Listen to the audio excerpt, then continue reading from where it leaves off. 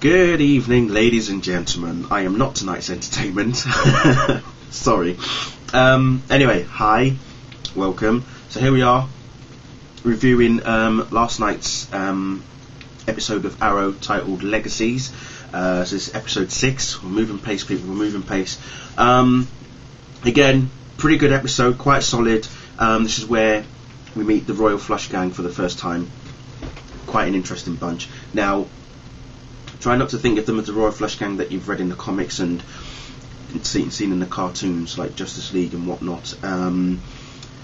It's realistic, okay? So just remember that. There's 4 members. You've got you've got Ace, you've got the King, you've got the Queen, and I believe the Jack as well.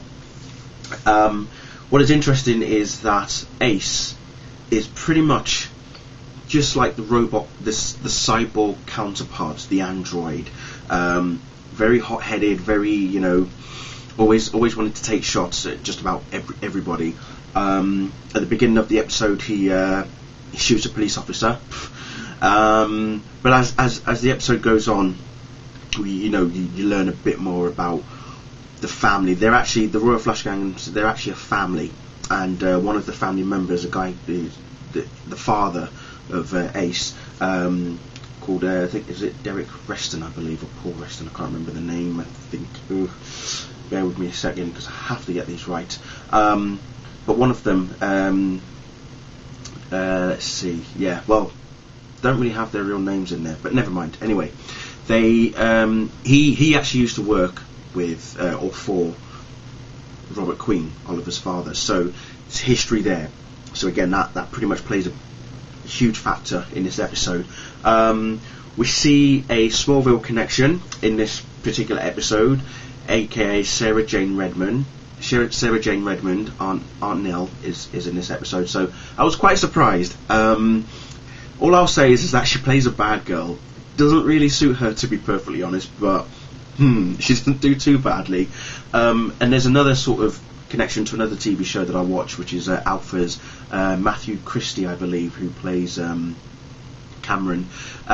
He's in this episode, and I have to admit, Rich doesn't suit him at all. He's really clean shaven, and I'm watching this episode and I'm thinking, I don't like you clean shaven, dude. You look much better, ruggedness.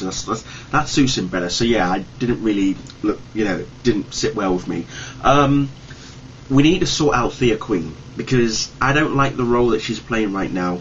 I mean, she's nicknamed Speedy, and there's a reason for that, but she's playing relationship advisor, and I don't like that for her. That doesn't really suit her. I mean, she's just a kid. She is still a kid, so we need to sort that out at some point. Diggle and Oliver, again, do you know what? I'm sitting there watching this episode, and the first thing I'm saying to myself is it me, or is the bromance between Diggle and Oliver better than Clark and Lex? You've just got to admit, they have chemistry. Seriously, they do. They really do have chemistry.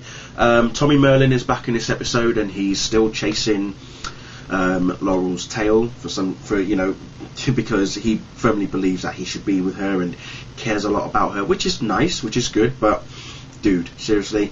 What else is there? There was something else that was quite interesting. There's a few DC Comics references, DC Universe references, namely 2 particular cities and an industry as well. So that's all I'm going to say on that. But when you hear them, yes. I don't know, with all these references that they're bringing in, whether or not sometime down the line there might be something happening with these references. Whether or not, I don't know. But remember, in Smallville we had references. I mean, there was a mention of Gotham, but what happened there? It was just a mention of Gotham. That was it. So who knows? But I do think that with Arrow, it has a lot of potential. Flashbacks. This time we see Oliver hallucinating. I'm not going to say about who, but you probably guessed by now who it is anyway. There's a conflict between, well, I say conflict, but Moira Queen isn't obviously happy that Oliver's constantly running off when things are like family meals and all that sort of stuff. So she misses her son, basically. That's what it is. That's what she misses. And the end, the way that the episode ends is really good. It ends on a high note, but it's just such an awesome way that it ends. It's fantastic. And there's no Walter Steele in this one, as you remember last week. He decided to bugger off to Australia. No Quentin, Lance, Laurel's father. Don't know why, which is odd. But again, like I say, it was pretty solid. I wish there was a bit more to it. There wasn't that much depth in some sense, but I do think more and more could have been done. And Felicity Smoke does appear, if only for a brief moment. Always a pleasure. But yes, as I say, overall, pretty good episode. I can't wait for next week. Well, actually, it's not even airing next week, because next week is Thanksgiving. So next week there is no new episode of Arrow.